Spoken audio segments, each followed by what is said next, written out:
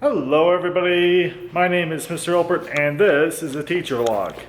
So I was watching a bunch of my students' videos on how to assemble a welder and I noticed something interesting. My fault, no doubt, for not teaching this properly. But one of the things that happened is they were supposed to demonstrate how to attach the welding electrode holder to the positive terminal on the welder. And they tried. They made a valiant effort, but they had one big flaw in there, and just about everyone made the same mistake.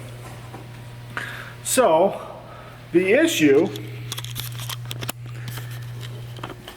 is that the electrode holder, which is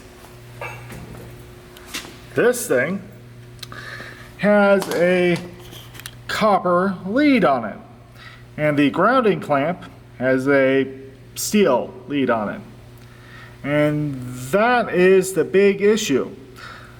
What I wanted them to do was to show that they were taking this cable and attaching it to the positive terminal right here. Wanted to show that they had attached that thing right there to the positive terminal, and the grounding clamp, which is that thing, to the negative terminal.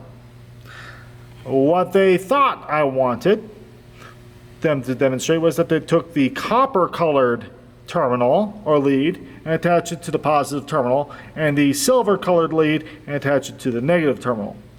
Well, if I take a pair of scissors and cut right here and attach a copper lead to the new wire, then they're both going to be copper colored, and color has absolutely no meaning in this case. What it matters is what is attached to the actual cable. So standardization would have been a help here. If all of my leads are copper colored, then that's going to force them to demonstrate that, hey, you need to attach this thingy here to that terminal there. Now, of course, it's going to lead to other issues, but that was something I noticed today, is standardization, and of course, the problem that what you think you're teaching them may not be what you're actually teaching them. I apparently taught them that the color of the cable matters more than what's attached to the other end of the cable. Anyway, that's it for today. Have a good day, folks.